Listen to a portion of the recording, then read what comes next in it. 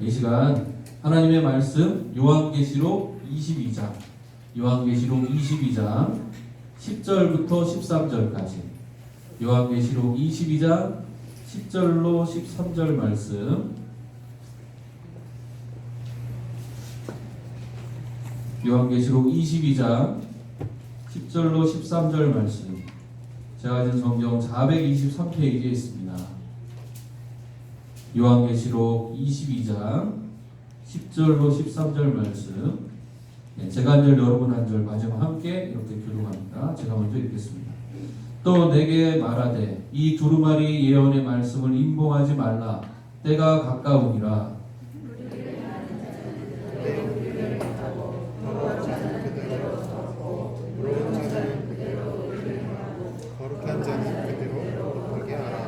보라, 내가 속히 오리니 내가 줄 상이 내게 있어 각 사람에게 그가 행한 대로 갚아주리라. 나는 알파와 오메가요 처음과 마지막이요 시작과 마침이라. 아멘. 할렐루야. 새해를 시작하고 또 빠지지 않고 예배하도록 우리 인도하신 하나님께 감사 영광 올려드립니다. 우리 옆 사람에게 새해 덕담으로 이렇게 한번 축복해 보기 원합니다. 당신은 참 좋은 사람입니다. 당신은 참 좋은 사람입니다. 참 좋은 사람입니다. 아멘. 네, 오늘 본문 말씀을 갖고 나눌 설교의 제목은 갚아주리라. 갚아주리라. 그런 제목입니다. 네, 오늘 우리가 서로를 향해서 이렇게 덕담하면서 좋은 사람이다 이렇게 이야기를 했는데 여러분은 어떠십니까? 사실 우리 자신을 직접 돌아볼 때 나는 과연 좋은이라는 수식어가 붙을 만한 사람일까? 그런 생각을 해봅니다. 저도 집에서 아이들과 있다 보면 아이들로부터 아빠 나빠 뭐 이런 얘기 많이 듣거든요. 나쁘다는 얘기를 많이 듣는데 근데 과연 우리가 정말로 좋은이라는 수식어에 어울리는 사람인지 한번 생각해 보면 좋겠어요. 우리 자신을 돌아볼 뿐 아니라 우리 주변을 봐도 과연 나는 좋은 목사인가? 나는 좋은 장로인가? 나는 좋은 집사인가? 권사인가? 나는 좋은 성도인가? 이런 거에 자신있게 대답할 수 있는 사람이 글쎄요 얼마나 있을까 그런 생각이 듭니다. 예힐 디누르라는 유대인이 있었습니다. 이 디누르 씨는 2차 세계대전 당시에 독일의 대학살에서 살아남은 사람이에요. 그가 이제 전쟁이 끝나고 전범 재판하는 장소에 이제 주요 증인으로 소환됐습니다. 주요 증인으로 소환됐는데 그 재판을 받는 사람이 이제 아돌프 아이히만이라고 하는 이 전체 유대인 대학살을 기획한 총책임자였어요. 이 아이히만의 재판에 증인으로 불려간 디누르가 재판정에 들어가서 아이히만을 처음 봤습니다. 제일 높은 데 있는 사람이니까 못 봤겠죠. 처음 봤는데 보자마자 몇 마디 비명을 지르면서 바닥에 주저앉고 펑펑 울었다는 거예요. 그 장면이 전국의 방송으로 다 송출이 되고 나중에 그가 CBS에서 하는 60분이라고 하는 그 프로그램에 출연해서 질문을 받습니다. 아니 디누르 씨 그때 왜 그렇게 넘어지셨어요? 얼마나 힘드셨으면은 얼마나 고문이 힘들었으면은 그 얼굴을 보자마자 힘든 게 생각나서 넘어지신 겁니까? 이렇게 물어봤어요. 그런데 그때 이 디누르가 한 이야기가 들었던 시청자들의 마음을 전부 다 충격으로 몰고 갔다는 거예요. 디누르가 왜 넘어졌는지를 이렇게 얘기했대요. 저는 아이만이 악마인 줄 알았는데 나랑 똑같은 사람이라는 것에 너무 놀랐습니다. 나도 그럴 수 있다는 사실이 너무 놀랐습니다. 그래서 주저앉아서 자신의 죄성을 발견하고 펑펑 울었다는 거예요. 우리가 참 그런 생각을 합니다. 나쁜 사람은 나쁠 만한 이유가 있어서 나쁘고 좋은 사람은 좋을 만하니까 좋은 거다. 이런 생각을 합니다. 근데 한번 생각해 보세요. 과연 그러한지. 히틀러가 얼마나 가정적이었고 히틀러는 요즘 이제 유기견 키우는 사람 많잖아요. 유기견을 가만두지 못하는 사람이었다는 거예요. 히틀러가. 네. 지나가다가 그냥 불쌍해 보이는 강아지 있으면 다 데려다 키우던 강아지가 죽으면 며칠 동안 슬퍼서 밥도 안 먹고 그러던 사람이라는 거예요. 집에는 얼마나 또 가정적인지. 최근에 출소한 조두순 씨라는 그 악독한 그 죄인이 죄인의 아내가 그렇게 항변했다고 하지 않습니까? 우리 남편이 얼마나 가정적인 사람인데 그렇게 욕하지 말라고. 그래갖고 사람들이 또 네가 무슨 그러면서 막 이렇게 서로 욕을 하고 그랬다고 하지 않습니까? 근데 생각해 보세요. 여러분들이 여러분 안에서는 여러분들의 가치를 인정하고 좋아해 줄 사람들이 있겠지만 밖에서 여러분을 겉모습만 보고서 있는 사람들은 혹시 똑같이 그렇게 생각하지 않겠습니까? 저 사람은 정말 아니야, 아닌 사람이야 이렇게 생각하지 않을까요? 거기에서 자유로울 수 있는 사람이 한 사람도 없어요. 그래서 성경에서는 의인은 없나니 하나도 없구나 이렇게 한탄하는 소리가 들어가 있는 겁니다. 과연 우리는 좋은이란 수식어에 어울리는 삶을 살고 있을까요? 좋은 목사, 좋은 장로, 좋은 권사, 좋은 집사, 좋은 성도, 좋은 아빠와 엄마, 과연 우리가 거기에 어울리는 사람일까요? 존엄하게 산다는 것이라고 하는 책이 있습니다. 이 책에서 뇌과학자인 존엄하게 산다는 것의 책의 저자는 인간이 존엄한 이유에 대해서 인간 스스로의 어떠한 자격으로도 존엄성은 가질 수가 없다. 그걸로부터 일단 시작해요. 인간이 존엄하다는 이유가 인간 자체의 어떠한 특징 때문에 오는 건 아니다 라는 거예요. 그럼 어떻게 오느냐? 파고들고 쫙 가보니까 존엄하다고 이야기하기 시작한 사람들은 그 이유를 뭐로 얘기하느냐? 다 성경에서 온다는 거예요. 하늘에서 인간을 만들었기 때문에 하늘로부터 인간의 존엄성이 온 거다. 그래서 인간은 하늘로부터 존엄성을 위임받은 존재지 원래 존엄한 존재라 말할 수는 없다. 그래서 2차의 세계대전을 다 겪고 나서 유엔에서 세계인권선언문이라는 걸 썼는데 그 내용에도 그런 내용이 들어가 있는 거예요. 인간의 존엄성에 대해서 인간의 존엄성이 하늘로부터 부여받은 거다. 그게 아니라면은 이렇게 악독한 전쟁을 저지른 인간 보고 존엄하다고 말할 수가 없는 거예요. 그렇기 때문에 끔찍한 전쟁들을 겪은 이후에 사람들이 사람으로부터 질려있을 그 순간에도 그렇다고 사람을 포기하지 말라는 의미에서 인권 선언을 하면서 인간은 하늘로부터 부여받은 그 존엄성 때문에 존엄하다고 선포하고 있다는 거죠. 우리가 스스로는 절대 얻을 수 없는 호칭이 존엄하다 또는 좋다라고 하는 호칭이에요. 우리를 누군가가 좋다라고 얘기해 준다면 그거는 정말 들을 수 없는 얘기를 내가 들은 거기 때문에 감사한 일입니다. 그런 좋지 못한 사람들을 좋다고 부르려면 두 가지 중에 하나는 있어야 돼요. 첫 번째는 내가 좋다라고밖에 볼 수 없는 안경을 끼고 있든지 아니면 그 사람이 좋다라고 보이는 거대한 막을 입고 있든지 두 가지 중에 하나는 있어야 돼요. 그런데 진리는 무엇입니까? 진리는 가려진 거를 벗기는 게 진리예요. 진리를 알아가면 알아갈수록 세상에 좋은 건 없어집니다. 옛날엔 다 이런 건 좋은 거야 생각했던 게 크면 클수록 다 그것도 그거고 저것도 저거고 좋은 게 없어요. 예. 음식도 먹다 보니까 이게 저거고 저게 이거고 그렇죠? 예.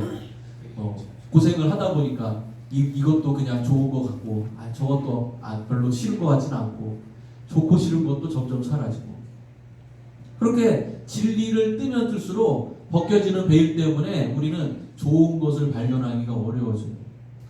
그러나 성경에서는 새로운 하나의 좋은 걸 발견하는 길을 제시해 주는데 사도 바울의 말씀을 통해서 하나님 그렇게 이야기해 주십니다. 고린도후서 4장 말씀에 4장 7절에 이렇게 얘기하세요. 우리가 이 보배를 질그릇에 가졌으니 이는 심히 큰 능력은 하나님께 있고 우리에게 있지 아니함을 알게 하려 함이라. 이렇게 이야기합니다. 바로 좋지 않은 우리라고 하더라도 질그릇 같은 우리라 하더라도 그 안에 보배가 담겨 있으면 좋다라고밖에 말할 수 없고 소중하고 귀하게 다룰 수밖에 없다는 것입니다. 오늘 본문에 등장하는 갚아주리라 헬라어로 미스토스라고 하는 단어는요 좋은 거든 나쁜 거든 지불해서 값을 치른다 이런 뜻이에요. 좋은 갚음도 있고 나쁜 갚음도 있다는 거예요. 근데 아까 우리가 얘기한 것처럼 우리는 진리의 눈으로 봤을 때는 좋은 게 하나도 없는 존재이기 때문에 좋은 갚음을 기대하기가 어려운 삶이라는 거죠. 큰일 났구나. 우리는 누군가로부터 안 갚음 당하고 악한 갚음밖에는 남아있지 않겠구나. 그렇게 생각될 수밖에 없는 거죠. 그런데 놀랍게도 우리 스스로에게 발견할 수 없는 그 좋은 것을 우리 안에 하나님이 넣어주셨어요. 예수 그리스도를 넣어주셨어요. 그 보배가 담겨서 우리는 그럼 어떻게 되느냐? 우리가 원래 가야 했던 길이 아니라 안 갚음의 길이 아니라 좋은 갚음의 길로 지금 가고 있는 줄 믿으시기 바랍니다. 성경에 물론 좋은 길과 나쁜 길 두 가지가 다 나옵니다. 잠언 25장 말씀에는 내 원수가 배고파하거든 음식을 먹이고 목말라 하거든 물을 마시게 하라. 그리하는 것은 핀수출 그의 머리에 놓는 것과 일반이요 여호와께서 내게 갚아주시라. 그래서 내가 다른 사람들에게 하는 행동에 하나님이 좋은 것으로 갚아주신다는 그런 약속의 말씀도 있고요. 또 계시록 18장에는 6절에 그가 준 그대로 그에게 주고 행위의 갑절로 갚아주고 그가 섞은 잔에도 갑절이라 섞어 그에게 주라. 그래서 악한 행위를 갑절로 갚아주겠다고 하는 하나님의 그러한 벌에 대한 말씀도 다 들어있어요. 이러한 확실한 보응의 개념 속에서 좋지 못한 것밖에 없는 우리는 불안에 떨 수밖에 없는데, 그런데 성경을 읽다 보면 오히려 우리는 불안해하지 않고 희망을 찾게 된다는 거예요. 우리의 자격은 없었어요. 하지만 예수 그리스도라는 보배가 담겼기 때문에 우리는 좋은 존재, 좋은 갚음을 받을 자격을 획득한 사람들이 되었다는 것입니다. 구원이란 그런 것입니다. 구원이란 내가 받을 수 없는 좋은 갚음을 받도록 예정되어 있는 것이에요. 우리는 그러기 때문에 우리 앞길에 대해서 두려워할 필요가 없는 거죠. 이스라엘의 제도 가운데 고엘 제도라는 게 있어요. 고엘 제도. 고엘이란 건 뭐냐 하면은 대갚다 이런 뜻이에요. 그러니까 오늘 우리 본문에 미스토스 갚아주리라 하고 똑같은 단어예요. 이 고엘이라고 하는 제도는 어떤 거냐? 이스라엘은 가나안에 들어왔을 때 하나님이 땅을 딱 정해주셨어요. 너네 지파는 요쪽 땅이 다 너네 거야. 그래, 너네 지파는 요쪽 땅이야. 그리고 절대 이 땅을 넓힐 생각도 하지 말고 남한테 뺏겨서도 안 돼. 이 지경을 옮기면 큰일 나. 그러면서 하나님께서 땅을 딱 정확하게 나눠주셨어요. 그리고 땅은 다 내 거야. 그 땅을 너네가 사용하고 거기에 나오는 것만 니네가 가지면 돼. 땅은 그렇지만 너네 거가 아니야. 이러셨어요. 그런데 농사 짓다 보면은 흉년이 드는 지역이 있고 또 풍작이 되는 데가 있잖아요. 그러면은 흉작이 든 데는 자기 땅이 여기밖에 없으니까 굶어 죽어야 되지 않습니까? 그래서 어쩔 수 없이 그런 경우에 자기 땅의 권한을 남들한테 넘기는 거예요. 그리고 자기는 옆에 가서 소작을 한다든지, 풍성한 풍작이니까 일손이 많이 필요할 테니까, 그러면서 자기의 권한과 자기 땅에 대한 권한을 옆에 지파에다 넘기고 이웃에게 넘기고 그랬어요. 이게 수많은 세월이 지나가면 어떻게 됩니까? 이걸 다 잃어버리기 때문에 재판을 하고 판단을 할 수 있는 제사장한테 그걸 문서로 다 가져와서 만들어놨어요. 이 땅은 원래 누구 땅인데 아직 얼마간의 빚이 있어서 당분간은 우리가 쓰도록 하겠다, 이런 계약을 딱 맺어놓은 거죠.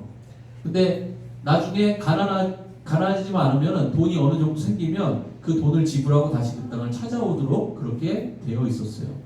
그런데 가난해서 그걸 못하는 사람이 있을 거 아닙니까? 계속 흉년이 들었어, 이 사람 땅만. 그럼 계속 갚을 일이 없어요. 그럼 계속 노예 생활만 해야 되느냐? 거기에 대해 하나님이 구제차에서 해놓으신 게 고엘 제도. 고엘 제도는 내가 갚을 능력이 없을 때 나의 혈육 중에 다른 지파는 안 돼요.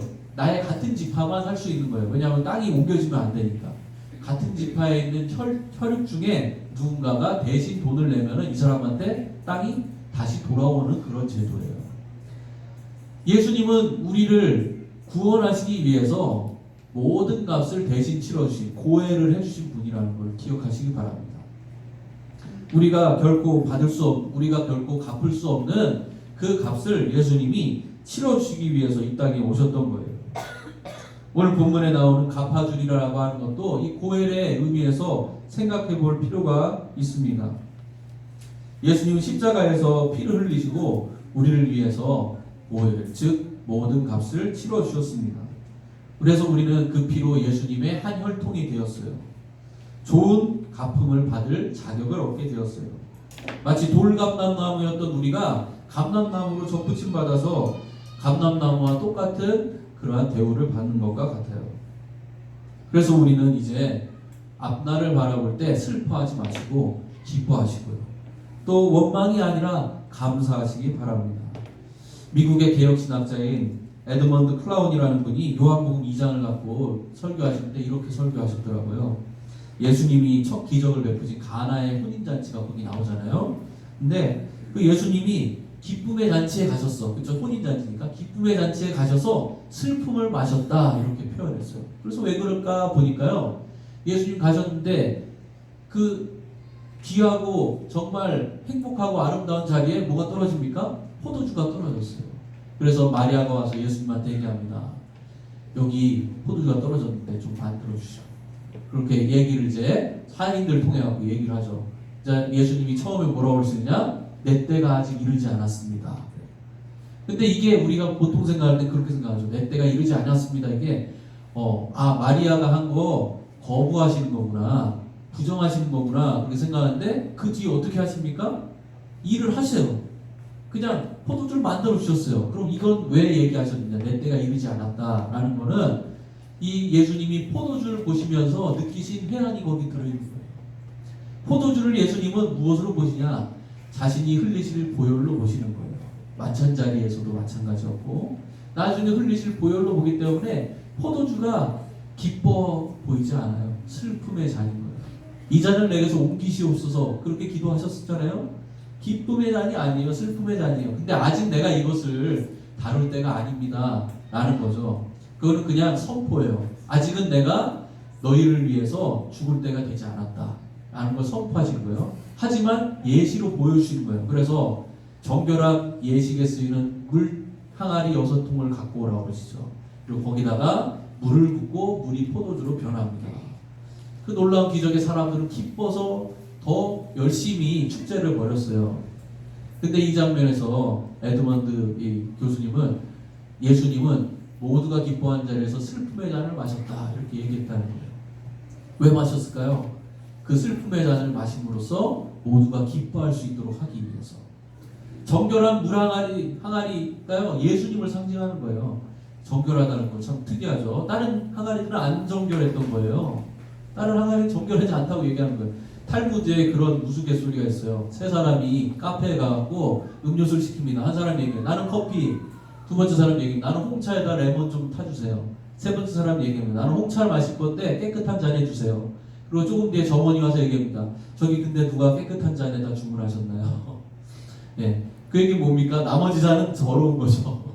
그것과 똑같은 그런 일이 일어난 거예요. 정결한 물항아리가 6통 있고 거기다가 물을 담으라고 그런 거는요. 나머지 통에 대해서 정결하지 않다고 얘기하시는 거고 정결한 통이 필요하다는 거예요. 이 변화를 위해서 정결한 통이 필요하고 그게 바로 예수님이라는 거예요. 예수님은 우리가 갚을 수 없는 그 값을 치르기 위해서 스스로 슬픔의 잔을 마시셨다는 것입니다. 예수님 포도주를 보실 때 그래서 자신의 흘려질 피, 고통과 고독을 보셨다는 겁니다. 그래서 이 말씀은 단지 자기 슬픔 때문에 예수님께서 거절하시는 일이 아니라 바로 우리의 기쁨을 위해서 슬픔을 기꺼이 마시신 희생의 그런 사건으로 볼 수 있다는 겁니다. 나중에 예수님이 최후의 만찬 때 포도주를 가지고 제자들과 나누면 뭐라고 하십니까? 이것은 나의 피다. 너희가 이것을 먹고 마시면 나를 기념하라. 예수님께서는 제자들한테 그 잔을 나누시는 그 순간 이제 완전한 결심을 나타내신 거죠. 내가 너희를 위해서 목숨을 내놓겠다. 너의 기쁨을 위해서, 너의 축제를 위해서 기꺼이 내가 포도주가 되겠다. 말씀하시는 거죠. 오늘 예수님을 믿는 우리는 세상 모든 슬픔의 한가운데 살아가고 있어요. 사실은. 그렇죠? 슬픔과 고통의 고해, 인생은 고해다. 그렇게 얘기하지 않습니까? 고통의 바다. 그러나 우리는 세상 모든 슬픔의 한가운데 앉아있지만 장래의 기쁨을 마실 수 있는 사람들인 줄 믿으시기 바랍니다. 그렇지만 우리가 한 가지 잊지 말아야 되는 게 있어요. 기쁨이 우리에게 올 것이기 때문에 우리는 그냥 희희락락하면서 아무런 책임감도 없이 살아가야 된다. 이런 얘기는 아니라는 거예요. 잊지 말아야 할 것은 여전히 우리는 슬픔과 고통이 가득한 삶을 살아가고 있다는 겁니다. 그리고 이 삶이 기쁨으로 변하도록 하기 위해서 예수님이 반드시 필요하다는 거예요. 여전히 우리의 갚을 길이 없어요. 그래서 두 번째로 또 잊지 말아야 할 것은 내가 대가를 치를 수 없다는 사실을 늘 기억하라는 겁니다. 예수님의 은혜, 예수님이 내 안에 계신 것, 이걸 빼놓고 나를 바라보면, 그리고 다른 사람을 바라보면 나도 나쁜 사람이고 그 사람도 나쁜 사람이에요. 절대 좋은 사람이 있을 수 없어요. 그러나 그것은 그의 겉일 뿐이에요. 질그릇의 겉 모양일 뿐이에요. 그리고 이제 우리는 그 안에 담겨있는 보배를 볼 수 있어야 돼요. 예수님이라는 보배를 담았어요. 그래서 값비싼 취급을 받고 존귀한 취급을 받을 수 있게 되었어요. 이제는 서로를 바라보면서도 또 나를 바라보면서도 나는 보배가 담긴 그릇이다 라는 눈으로 저 사람은 보배가 들어있다 라는 마음으로 존중하고 존경하고 사랑해야 된다는 것입니다. 사단은 그것을 깨트리기 원해요. 그 질그릇이 깨지기 원합니다. 그래서 자꾸만 안에 담겨있는 것을 얘기하지 않아요. 야, 너 봐봐. 네 겉모습 봐봐. 너의 모든 능력을 봐봐. 별거 아니지. 너 진짜 아니다. 꽝이다. 넌 정말 못됐다. 그러면서 나를 무너뜨리려고 또 옆 사람을 무너뜨리려고 세상에 저런 사람이 어떻게 내 옆에 사냐 이런 얘기들로 나와 관계를 무너뜨리기 위해서 열심히 일하는 것이 사단입니다. 예수님은 그러한 우리가 부서지지 못하도록 우리를 대신해서 부서지셨다는 사실을 늘 기억하시기 바랍니다. 내가 누군가를 부서뜨리려 하고 나 자신을 무너뜨려 한다면 그것은 예수님이 십자가에서 지실 때 그를 향해서 못 박은 손과 다를 게 없다는 것도 기억하셔야 됩니다. 과거에는 TV에서 그런 장면들이 많이 요즘엔 별로 없는 것 같은데 이제 아픈 사람들이 비하되는 장애가 있는 사람들이 비하되는 뭐 영구나 맹구 이러한 캐릭터들이 굉장히 유행했던 시절이 있었고 저도 그 시절에 TV 보면서 얼마나 많이 웃었는지 몰라요. 그런데 지금은 웃을 수가 없어요. 그런 걸로 웃을 수가 없어요. 그러한 것이 얼마나 아픔인지를 아니까 그런 것이 얼마나 안쓰러움인지 알기 때문에 그걸 가지고 우스갯소재로 삼는다는 게 때로는 잔인하다는 생각까지 들어요. 그럼에도 불구하고 우리는 예수님을 믿고 살아가기 때문에 우리 웃을 일이 없는 세상 속에서 오히려 웃을 수 있게 된다는 거예요. 예수님은 웃음기 없이 진지하게 우리에게 웃음을 주기 위해서 오셨기 때문에 그래서 우리는 예수님 때문에라도 웃어야 될 줄 믿습니다. 자신의 웃음을 버리면서까지 기쁨을 버리면서까지 우리에게 주시려고 오신 분이 예수님이기 때문에 그렇습니다. 나는 그리고 여러분은 하나님의 것입니다. 믿으십니까? 그래서 하나님이 그 모든 웃지 못할 상황 또 괴로워서 슬퍼하고 분노해야 될 그 모든 상황 속에서도 하나님은 약속하시고 계세요. 너희는 그러나 내가 갚아줄 거야. 결코 그 자리에 그냥 두지 않을 거야. 걱정하지 마. 이 요한계시록 22장이 성경 거의 마지막 아닙니까? 이 계시록 마지막 부분에서 하나님이 갚아주리라 라고 하는 말씀을 하시는 이유가 뭐겠어요? 걱정하지 말아라 아들아. 걱정하지 말아라 딸아. 내가 너의 모든 걸 알고 있다. 걱정하지 말아라. 내가 다 갚아줄 거야. 너의 숨겨져 있는 그 모든 아픔 내가 다 대체하게 만들어줄 거야. 어떻게 갚아준다고 그러는지 아세요? 요엘서 3장에 보면은 그런 이야기가 나와요. 하나님이 재앙을 보내셨어.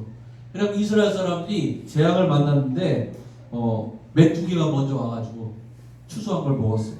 그 다음에 그거보다 좀 작은 느치, 황충, 팥충이 모든 온갖 해충들이 한 번이 아니라 4-5번을 싹 쓸고 간 거예요. 그럼 거기 남아있는 곡식이 있겠습니까? 아무것도 없겠죠. 그렇게 다 쓸고 갔는데 그거에 대해서 요엘서에서 하나님 말씀하세요. 내가 그렇게 팥충이가 먹고 간 그 횟수대로 너희에게 갚아주리니 너희는 먹되 풍족히 먹고 너희에게 놀라운 일을 행하신 너희 하나님 여호와의 이름을 찬송할 것이라. 내 백성이 영원히 수치를 당하지 아니하리로다. 아멘. 하나님은 여러분이 손해를 많이 입으면 입을수록 갚으실 게 많아지는 거예요. 여러분에게 주실 게 많아지는 거예요. 그 재난과 그 고통 그것을 하나님께서 이처럼 넉넉히 갚아준다고 분명히 약속하고 계시다는 것입니다. 로마서 5장에서 환난은 연단을, 연단은 인내를, 인내는 소망을 이룬다고 우리에게 분명히 말씀하고 있습니다. 사랑하는 성도 여러분, 우리가 지난 한 해 살아오고 또 새 한 해를 시작하면서 힘이 붙이는 일들이 있으셨을지 몰라요. 한 해를 넘겼음에도 여전히 풀리지 않는 여러 가지 문제가 있을 수 있습니다. 새로 시작하자고 하지만 새로 시작할 힘이 없고 너무 힘에 붙여서 과거의 모습에 안타까움만 가지고 뒤만 돌아보고 있는 분도 있을지 모릅니다. 그러나 하나님은 그 슬픔의 한가운데에서 우리를 위해 대신 피를 흘려주시겠다고, 내가 이미 흘렸다고, 너는 기쁨의 잠만 들면 된다고 말씀하세요. 그래서 여러분, 여러분이 올해 하나님의 이 말씀을 붙잡고 나간다면 기이한 일을 보게 되실 줄 믿습니다. 네. 올해 하나님이 저희 가정에 주신 말씀이요, 내가 기이한 일을 보리라 그랬는데 기대하고 있습니다. 하나님 어떤 기이한 일을 보여주실까 기대하고 있습니다. 작년에는 너희 몸을 죽은 것 같이 하나님께 드리라 그러더니 제가 한번 죽을 뻔했거든요. 하나님 약속하신 말씀을 그대로 지키세요. 올해 하나님이 기이한 일을 보여준다고 하셨기 때문에 분명 기이한 일이 나타날 거라고 저는 믿고 있습니다. 오늘 우리 들어오시는데 고소한 냄새가 많이 나셨죠? 우리 전사님이 오늘 설교를 비장의 무기를 준비하셔가지고 앞에서 설교하시는데 김밥 싸는 설교를 처음 봤어요. 그런 김밥 싸는 냄새 때문에 좀 냄새가 났을 겁니다. 이해하시고. 근데 기이한 일을 저는 오늘도 봤어요. 설교하는데 김밥을 싸는 그 기이한 일. 하나님이 여러분의 매 주마다, 매 순간마다 기이한 일을 베풀기 위해서, 여러분은 슬픔 가운데 있을 이유가 없어요. 왜요? 하나님이 그 슬픔을 대신 맡아준다고 하셨으니까요. 더 이상 슬퍼하지 마시고, 더 이상 과거에 매이지 마시고, 하나님이 주신다 하신 약속, 수치를 당치 않게 하리라 하신 그 약속을 향해서 나아가시기 바랍니다. 잔치자리에 수치스러운 것, 포도주가 떨어진 일은 수치스러운 일이었어요. 그러나 그것을 주님께서는 기꺼이 감당하십니다. 그리고 우리는 그저 하나님이 초청하신 그 자리에서 기쁨과 즐거움을 함께 나누는 일들이 벌어질 줄 믿습니다. 하나님 성도 여러분, 우리에게 올 한해 하나님 그렇게 축복하심을 믿으시고 나아가시길 주의 이름으로 축복합니다. 아멘.